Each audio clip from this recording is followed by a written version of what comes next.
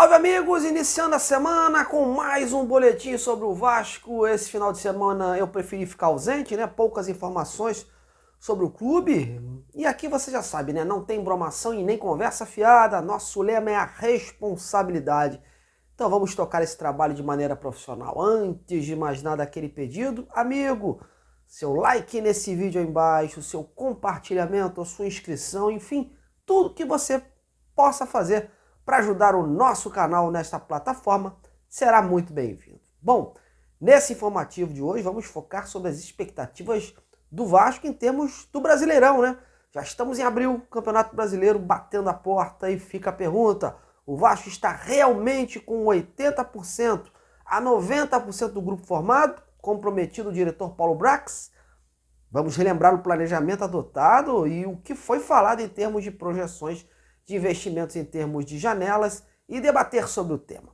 Vamos falar também do time, que hoje tem um jogo treino à tarde e o Barbieri já falou em possível mudança de rota do que vem sendo feito, viu? Fique ligadinho comigo até o final e saiba todos os detalhes. Vamos em frente!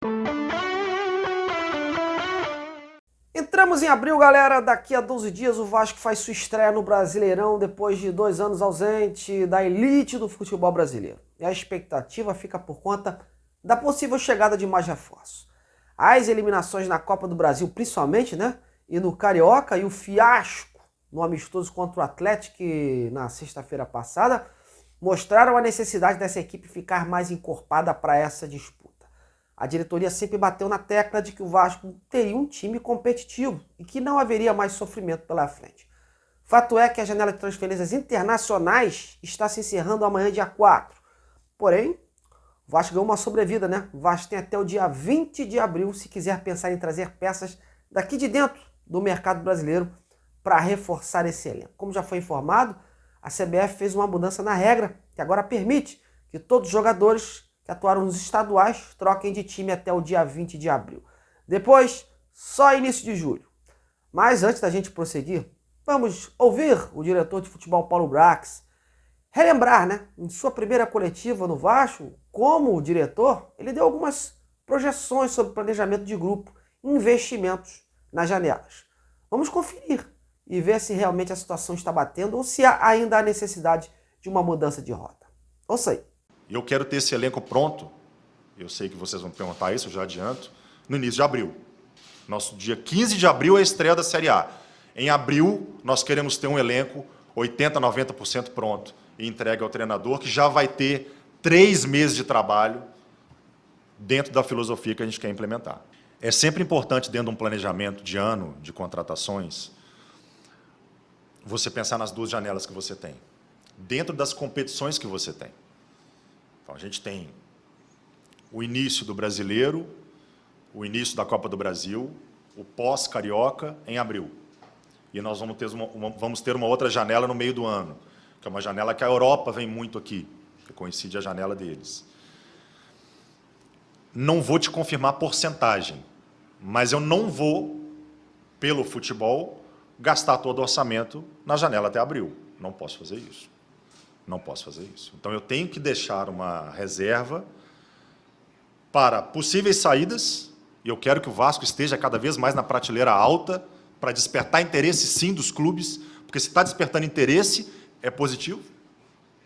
Clube que está lá embaixo não tem interesse em jogador. Então, eu quero que os clubes realmente tenham interesse em atletas do Vasco.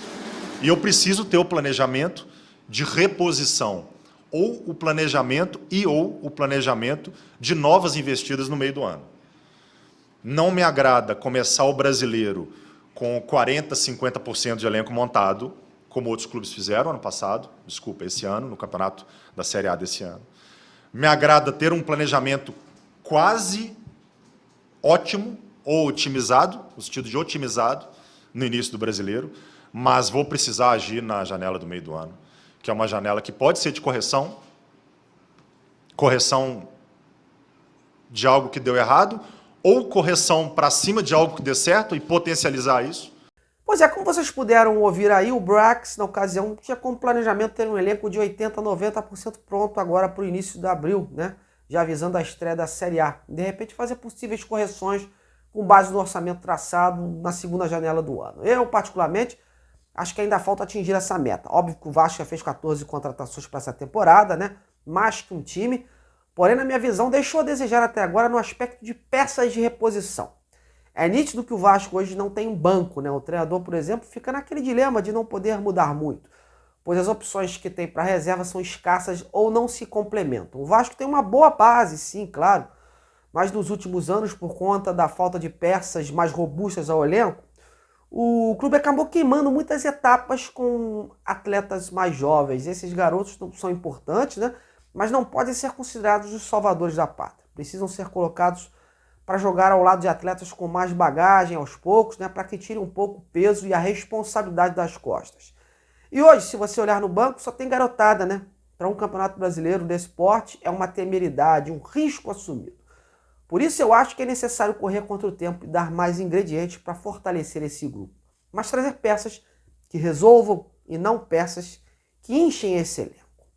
E você, como vê essa meta inicial do Paulo Brax, hein? Acha que o Vasco já tem 80% a 90% mesmo do grupo formado, pronto para estrear na Série A? Comente e deixe aí as suas considerações. E só para complementar esse assunto de Brasileirão, a CBF ontem detalhou as 10 primeiras rodadas dos times em relação ao Vasco. E a situação será a seguinte: estreia dia 15 de abril contra o Atlético lá fora, depois encara o Palmeiras dia 23 em casa, né? Dia 30 novamente em casa agora contra o Bahia. Dia 6 de maio faz o clássico contra o Fluminense. No dia 11 pega o Curitiba lá fora.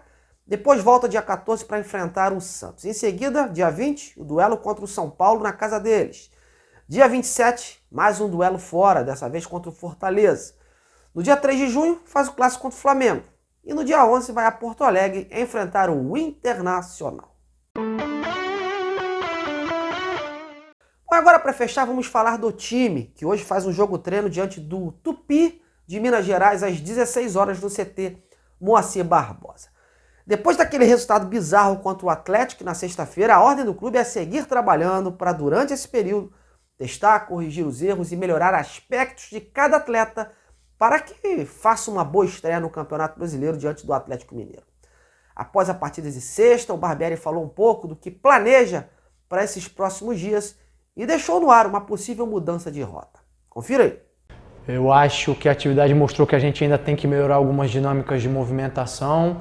Nisso, a gente teve um domínio, mas ficou exposto em alguns momentos, são outros problemas que a gente tem que corrigir e aproveitar agora as próximas atividades que a gente vai ter para acertar esses detalhes, para conseguir seguir crescendo, seguir corrigindo os erros.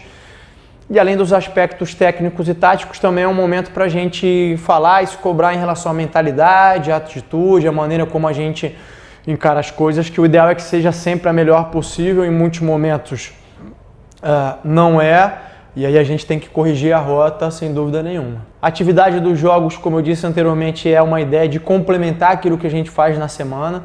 Então a gente continua treinando até na véspera e depois usa o jogo como um complemento, né? É natural que talvez os jogadores não cheguem tão descansados para o jogo, porque a gente precisa aproveitar esse período para trabalhar, para buscar formas diferentes, ver o que encaixa, o que não encaixa, fazer experiências nos treinos e nos jogos também, tentar entender onde cada um pode contribuir mais, em que setor, em que função, de que maneira. E até pensando nisso, a gente tem outras atividades marcadas e vai seguir essa dinâmica de experimentar, de usar variações, de entender aquilo que funciona melhor e aquilo que a gente precisa ainda ajustar para a gente tentar chegar o mais forte possível na estreia do campeonato. Bom, galera, estou colocando mais um ponto final nesse boletim de hoje, desta segunda. Espero que vocês tenham gostado aí desse mix de notícias e informações. E em breve eu estou de volta, claro, para realçar muito mais detalhes do Vasco, que, como eu disse, precisa urgentemente trazer mais peças para dar mais solidez a esse elenco. Em breve estou de volta, um grande abraço e até a próxima!